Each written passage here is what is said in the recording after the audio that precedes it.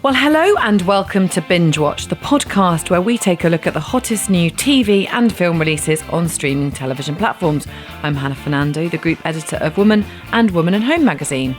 And I'm Ian MacEwan, writer on TV and Satellite Week, TV Times and What's on TV magazines. And today we're looking for the new releases for the week starting Friday the 19th of January 2024, including the Queen's Gambit star Thomas Brodie Sangster in Australia set Oliver Twist sequel The Artful Dodger on Disney+, and some Irish comics trying to keep a straight face in Graham Norton's LOL Last One Laughing Ireland on Prime Video.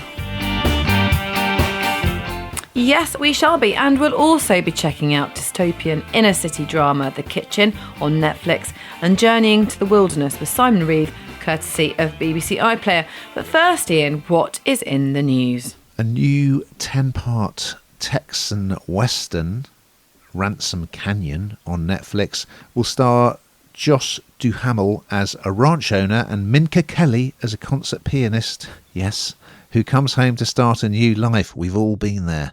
And the brilliant Hannah Waddingham and Octavia Spencer will star in Prime Video's, as yet untitled, 8-part comic drama about a woman whose secret life as an assassin is revealed to be her best friend. Ooh. It's a pretty impressive variety of genres, I would say, this week, Hannah. We're going to kick off on Netflix with a feature-length thriller arriving on Friday the 19th of January. It's called The Kitchen. And here is a clip. I'm getting out of this place. It's our home.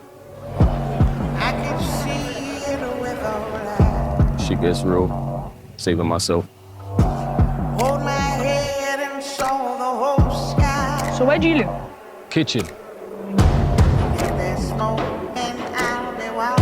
It's really like what they say it's like. Yeah. So we're both big fans of Top Boy, and Kane Robinson from that show is the lead in this thriller. It's created by Daniel Kaluuya, who is a star of Black Panther. So it's set in London in the near future, 2044. So I prefer it when these futuristic things are close enough to be recognisable, but they haven't gone bananas. So London looks quite similar. Obviously the skyline has changed. There are bits of tech that are a bit different, but most things are kind of recognisable. And it's a very interesting setup. So he plays Izi, who lives in a housing estate that basically has kind of been condemned. All the people there are living there illegally, according to the authorities, who want to bulldoze it in order to make way for expensive high-rise flat developments. Of course, it's the old story, isn't it? So he works in this place where if your loved one has died, you can sort of have their remains can be used to nourish a tree. So it's quite a nice sort of humanistic idea of what to do after life. I won't give away too much, but essentially through his work, he comes across this young lad who's lost his mother, and the mother knew Izi, so they kind of form a bit of a connection. And this lad, although he gets to know Izi a little bit, he's also sort of in danger of falling in with this gang who operate on the estate. But it's not the old sort of cliched look at a gang in that they're immediately getting in to run drugs or something. They're actually, you know, in some ways, they do look after him a bit. You get a little look at their little sort of community life. You've got Ian Wright, the footballer, yes, and pundit.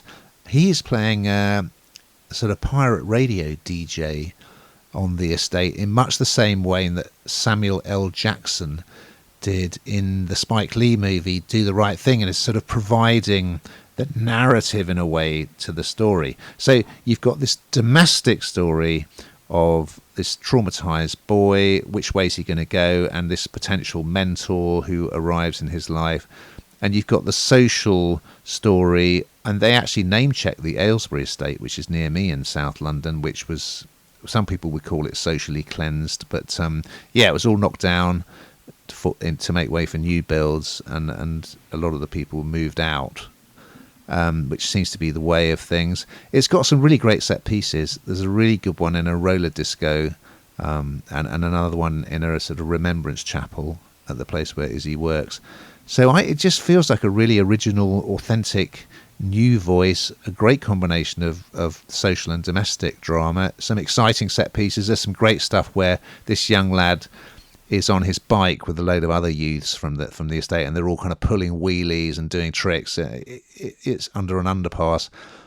I really liked it. I was very impressed, and I would recommend it. What did you think, Hannah? I thought it was really good too. I think that it's, as you said, it's like a dystopian thriller, but actually it kind of touches on real things that are happening in the real world that we can all kind of engage with. And I think that sort of seems to be key into hooking people, I think, with a lot of things, whether it, the work we do in print and in magazines, you're kind of always looking to kind of pique interest, and I think this does absolutely that, but also it isn't just that kind of, like you say, cliche story of, will he take the right path or won't he? It goes much, much deeper than that. And I think that it's, as we often say, it's not one that you can kind of cook the dinner with and watch. I think you just need to sit down and really watch this, because it's really good. And as you say, Ian Wright's cameo, it made me laugh a bit, actually. It's quite funny, but it's not really a cameo, it's a proper part, really. But it is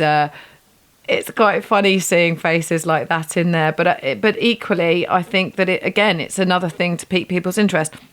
I thought it was really good. And we should give a shout out to Jediah Bannerman, who is a newcomer, and he plays troubled teenager Benji, and does a very good job. Over on Prime Video, also arriving on Friday the 19th of January, we have a new comedy series called LOL, or LOL, Last One Laughing, Ireland. And here's a clip. Welcome to Last One Laughing Ireland. 10 of our finest comedians, a very important mission: to make each other laugh whilst resisting the urge to laugh themselves. I love laughing. I don't know why I'm here. If you do, you're out of here. If you laugh now, I think your family get taken away. Jeez, not again. All right. Well, Graham Norton, I must say, I'm a fan of most of the stuff he does, particularly his Friday night show. But this is hosted by and presented by Graham Norton, and it's really fun. I mean, all the time we talk about reality TV shows, and I always think, God, how can you make something a bit different? And they kind of have done that here, really. So Graham Norton is obviously Irish. He's gone back to his roots. He really enjoyed working on his sort of home turf, I think, for the first time in many years. And this brings together 10 of Ireland's comedy stars, their top comedy stars, and they're put in this kind of house, a bit like a Big Brother house, I suppose, where they're being watched, and they have to try and make each other laugh, but they're not allowed to laugh. And basically, and they are very, very funny comedians. It's really hard not to laugh. And actually, while I was watching it, I was finding myself just sort of smiling and laughing without even thinking about it. And your face tells a story before your brain even engages, because it's just a natural thing to do. It's just to laugh or have a giggle, and they're not allowed to. There's a number of different comedians in there, so there's 10, but there's Aisling Bea, Jason Byrne, Amy Huberman, David McSavage, and they're trying to win a prize of 50,000 euros for their nominated charity, which is a really nice thing to do, of course. And yeah, they've just got to try and make each other laugh. They do really stupid things. They dress up, they sing, all sorts of silly things, and they're eliminated as they laugh, and the last one standing gets the winnings. It's a bit different, but I think it absolutely works. And even if they're not allowed to laugh, we are as viewers, which is a good thing. What do you think, Ian? Well, of course, Norton, I'm surprised to hear you're a fan of his, Hannah, considering the stories you've told me. But that's for another day. Norton, of course, he started out as a stand-up comedian and was a very good comic actor as well, especially in Father Ted. He was hilarious before he became the king of the chat show. And I started watching this. I guess you could describe it as sort of Big Brother meets Taskmaster in a way. And as he was sort of introducing the concept, I thought, well, this is going to be, it sounds dreadful. It's going to be absolutely rubbish. But it wasn't. And of course, the first to arrive was Aisling B, who I absolutely love and I've got a massive crush on anyway. And yeah, this collection of Irish comedians, some of whom I knew, some I didn't. Amy Huberman, of course. Well, her other half is the former Irish international rugby player, Brian O'Driscoll. But it does work. I really enjoyed episode 1. There are 6 of them. So I take it all back, what I was muttering to myself during the first couple of minutes. I really enjoyed it. Over to BBC Two and BBC iPlayer now for a new wildlife series, or travel series, I guess, as well, which arrives on Sunday on BBC Two, but you'll also be able to watch the whole thing as a box set on iPlayer, should you so desire. It's called Wilderness with Simon Reeve. And here's a clip. This is the absolute definition of a real wilderness. Oh my God! Looks like another planet.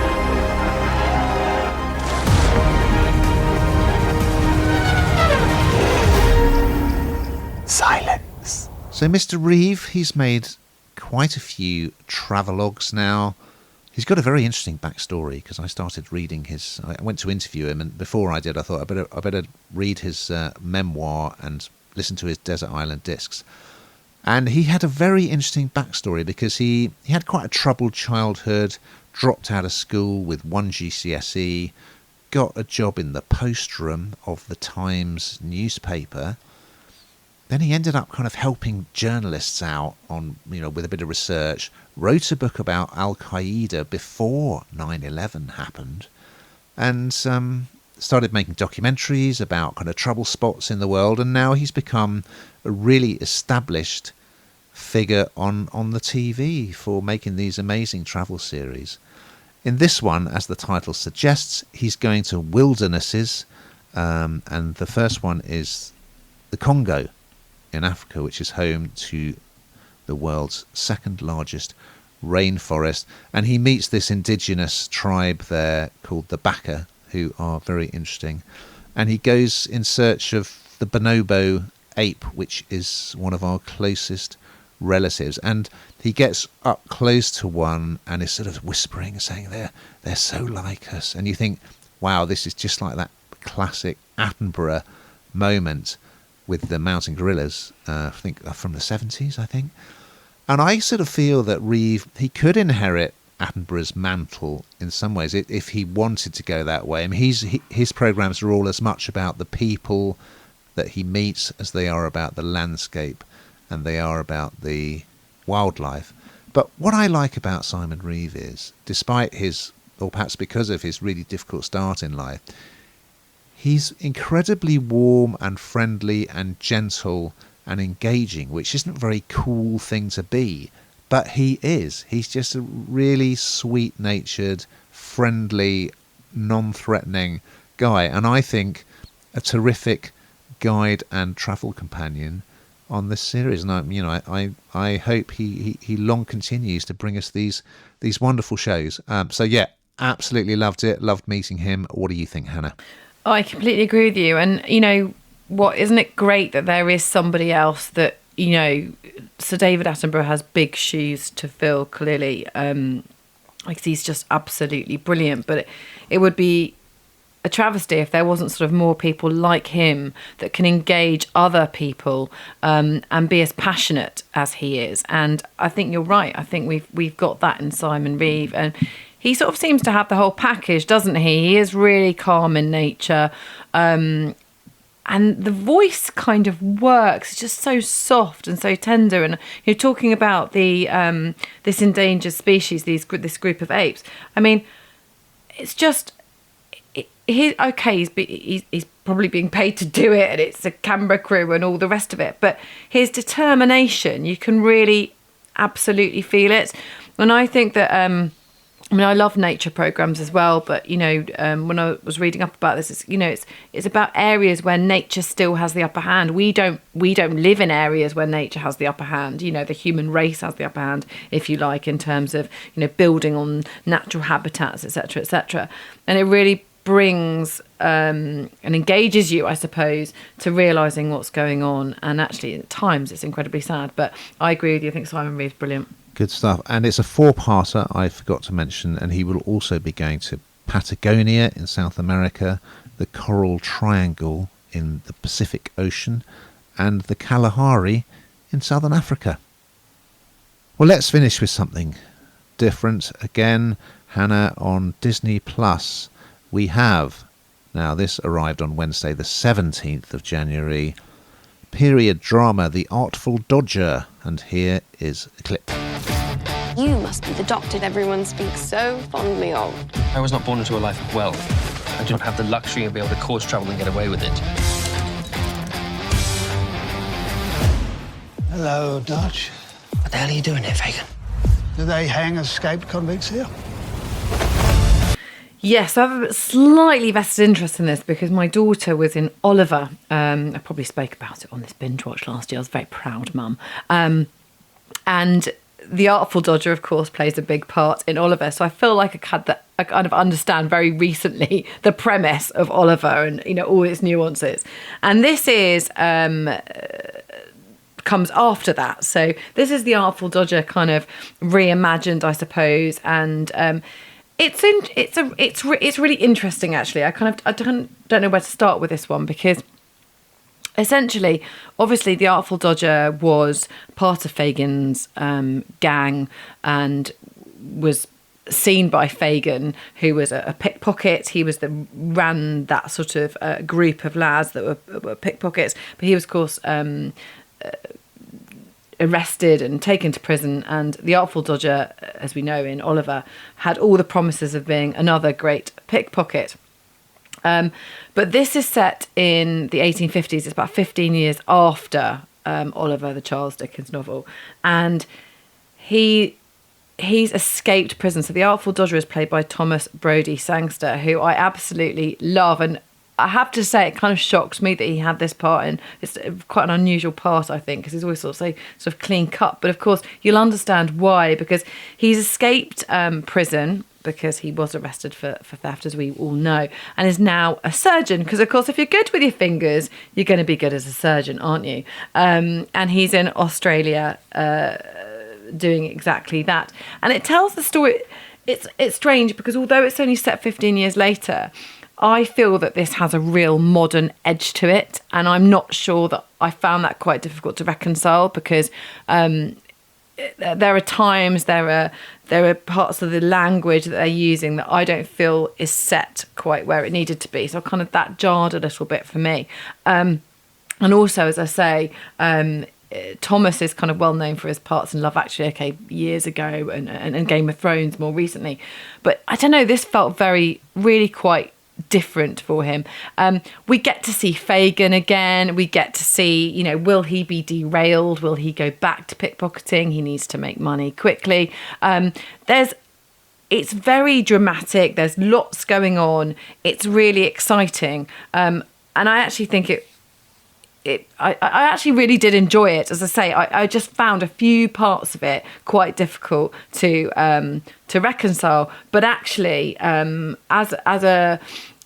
to watch and to view, I think it's really quite clever, and I really did enjoy it. How about you, Ian? I did enjoy it. I didn't watch Dodger, which was also on Disney Plus, and that starred Christopher Eccleston as Fagin. Whereas this time around, to my great delight, you have the wonderful David Thewlis playing Fagin and doing that David Thewlis thing that he does so well. He is hilarious. Brodie Sangster, I'm impressed by him, I must say. I think he's got a little of the sort of young Leonardo DiCaprio energy about him. Anyway, yeah, it's very different because, set in Australia, he was in prison and then he managed to get out of prison, sailed to Australia, trained as a sort of ship's doctor. Now he's working as a surgeon in Australia, and of course it made me think of where the operating theatre, where that phrase comes from, because every time he does an operation, it's one of those old Victorian type operating rooms where people can come and watch, members of the public can come and watch the operation.